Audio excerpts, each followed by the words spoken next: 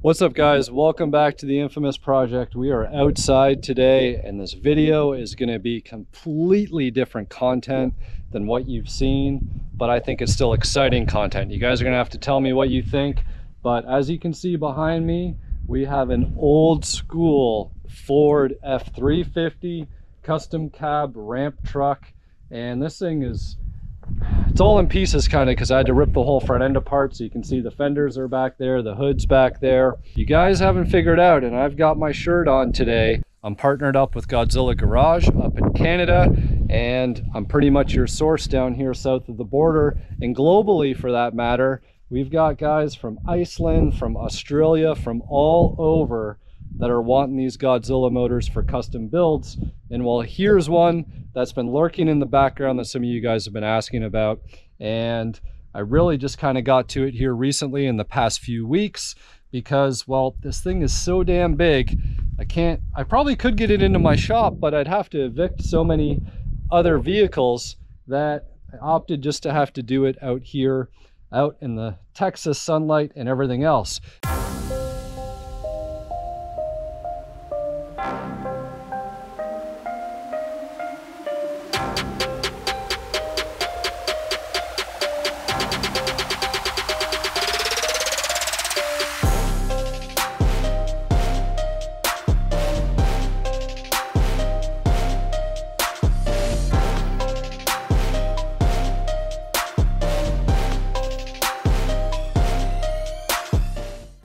Today, the Godzilla swaps begin. Not going into a Fox body, but it is going into an old Ford. And how cool is this old flat deck truck?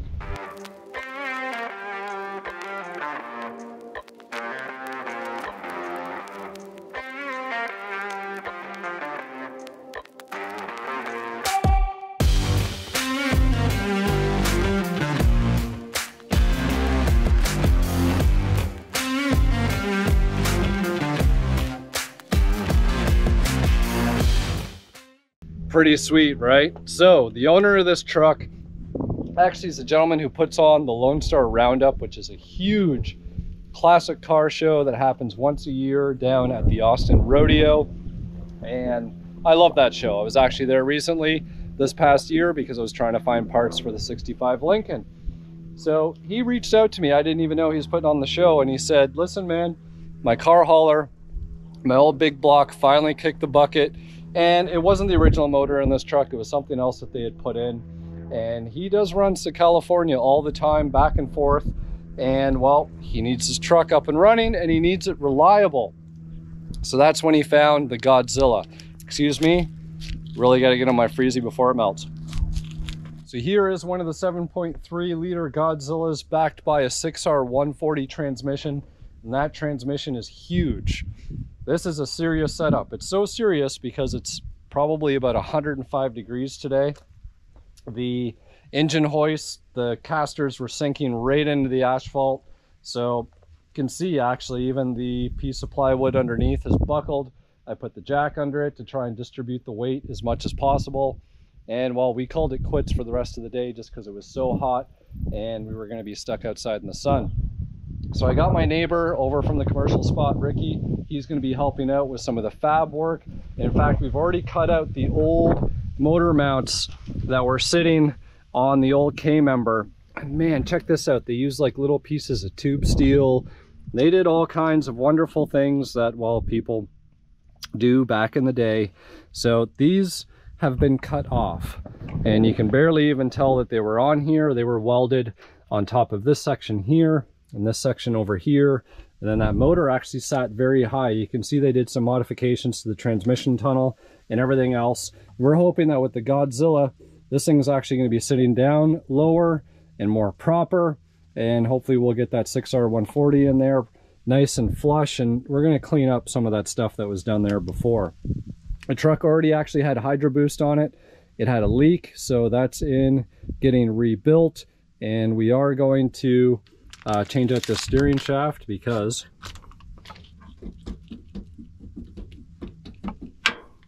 the bearing seems to be gone out of the column, so we'll get that sorted. It is in fact an AC truck, so we're going to make sure that all of that is working again. There'll be some custom lines that'll have to get fabbed up, and everything else. We'll have to deal with the transmission cooler, radiator setup, and I've actually got a radiator out of one of the E-Series vans that this motor actually came out of, and we're going to see if we can make that fit and try and use as much of the factory pieces as possible. Not trying to make any extra power here other than the fact that the ECU has been unlocked and the factory rev limiter has been removed, because these were out of fleet vehicles and they put a rev limiter on them and detuned them down to 350 horse. So that has been since removed, and now this motor will be making its full potential at 430 horsepower. If we don't use the clutch fan, I believe we're going to free up probably about 30 horsepower there. So that'll be pretty cool to see on how this thing performs and the changes. He'll be able to obviously give us a little bit of a comparison of what it was like before and what it's going to be like now. So in terms of the wiring, you guys are going to have to stay tuned. I got a complete harness integrated setup that's going to be plug and play for this thing that is badass, and I'm going to show you guys how that works once we get this thing seated in here, and that's going to be tomorrow morning's project. We're going to be test fitting this thing in there. Hopefully it fits okay. I'm going to be pulling off the grill and some of the front clip pieces just to try and make our lives easier on trying to snake that thing in there, and from there, wiring, fuel system, exhaust, transmission mount, all that good stuff. We'll figure out how we want to do the gauges. So stay tuned, because this is going to be a pretty badass little project. This isn't a show truck. We're not out here to win shows or competitions. This is just an old school cool truck that the owner wants it to be reliable, wants to just turn the key, go, and get the full power potential out of this motor and cruise and collect cars. So how cool would it be when this is all said and done that we get a Fox body on the back? I think that that's my goal. So before the GoPro overheats, it's going to be intermission time. We'll catch you back most likely in the morning when we're getting ready to try and put this thing in.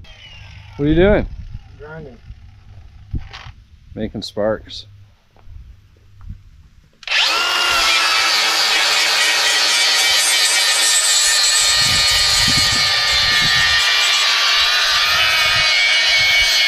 While Ricky's grinding in the background there, we reclaimed some of the previous motor mounts that they had used and got some of the steel out, made a template, cut and welded to get them in those areas in the K-member that had the big open holes, so that way we have a better mounting surface to be able to get the aftermarket motor mounts welded on, which these guys are actually bolted up right here. So these are the welder series mounts, and that bolts right on. Beautiful TIG welds.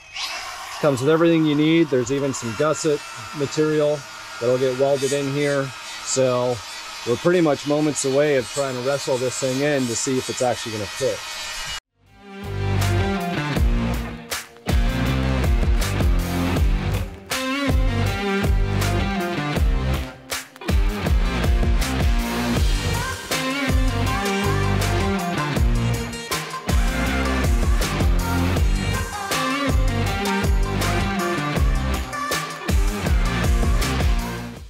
Alright guys, here we are, probably about 3 hours in reality.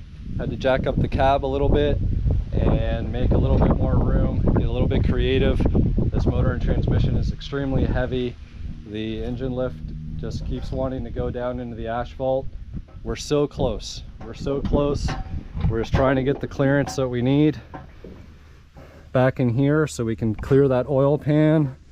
Ricky's underneath there, jacking up the body a little bit more.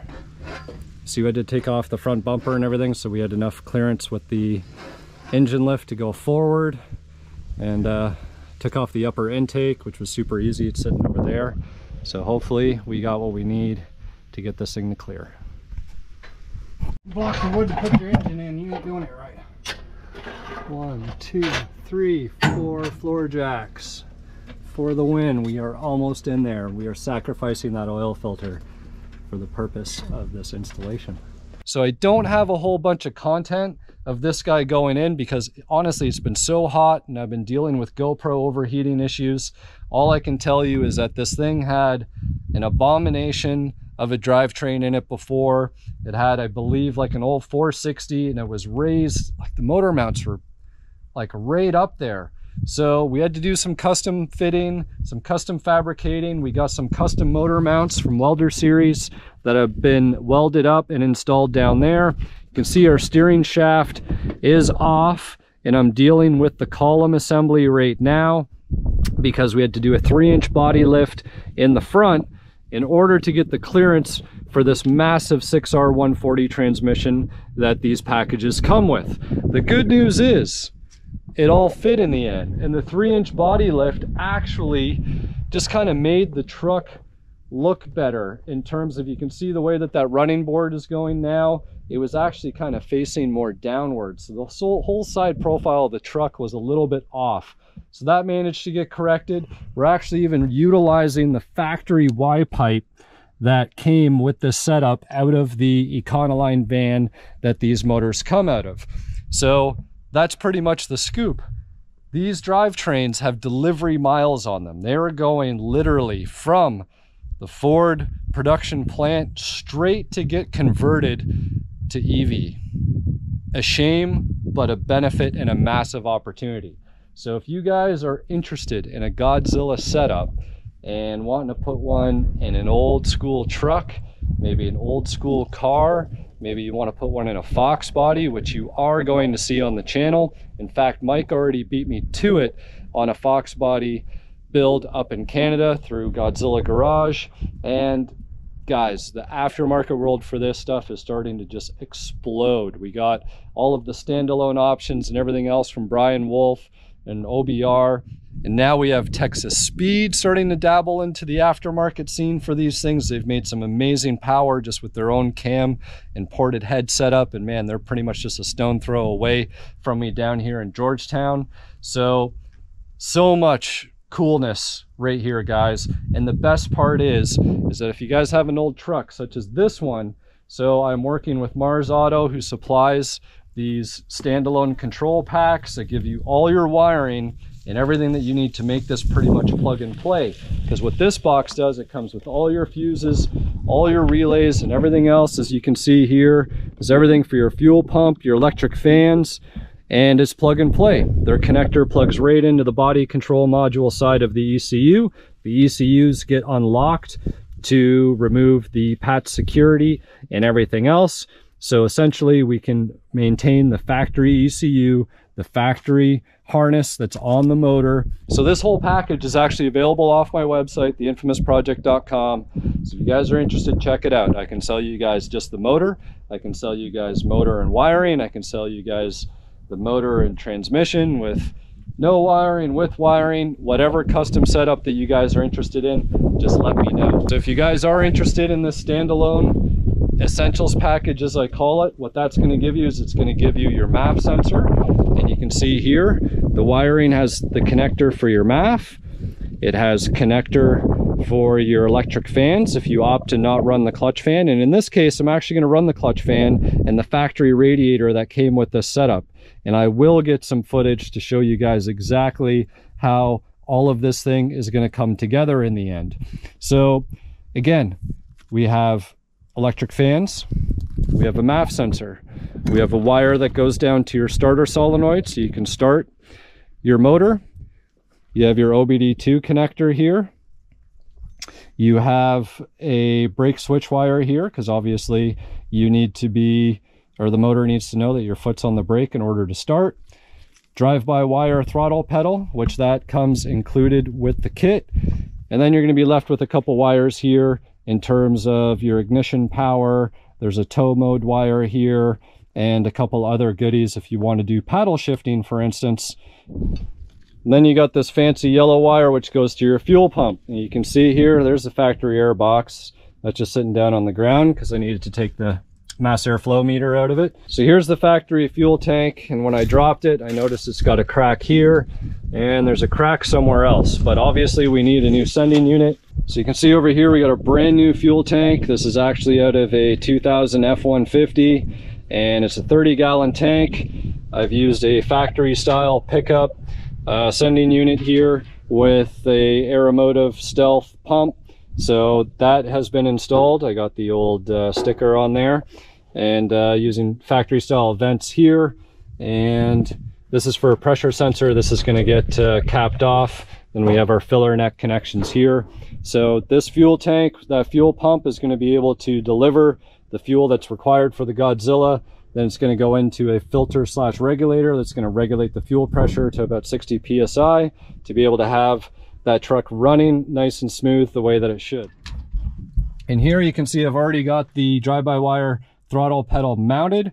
Like I said, I'm dealing with the steering column thing. I actually have a Fox body steering column sitting in there just as a mock-up to kind of see what I'm dealing with, because the steering column they had in here was out of an old Lincoln Mark V, and it wasn't going to work. There you have it, guys. A little bit of an intro to a really cool project. There's going to be a lot more Godzilla stuff, and I don't know how I'm going to assemble it on the channel, if it's its own separate playlist or if I'm just going to actually throw it on Mike's Godzilla Garage channel. You guys tell me on a level of 1 to 10 how cool this is, and if you guys want to see more of this stuff, or if I should just be sticking to the Fox body stuff on this channel, you guys let me know. But Godzilla's going in the 65 Lincoln. Godzilla is most likely going into the 88 Celine. Number 519, that was that former drag car, because I think something like this would just suit that, right? So that is pretty much it, guys. I just wanted to share with you guys this beast of a cool truck that's been sitting on the sidelines here. You guys have been asking about. Been busting my ass. Have a really good friend that's been helping me out with some custom fab stuff down here as well. So you'll be seeing some of Ricky most likely on the channel as more Godzilla swaps happen. So if you guys are interested, like I said, in the drivetrain, check out my website. If you guys are interested in a complete swap, reach out to me through the contact form, because if you haven't heard through the podcast, the Infamous Project is officially open for business down here in Texas, and anything that you need from custom swaps to full Fox body builds and restorations, I'm your guy. So until next time, we'll see you here on the Infamous Project.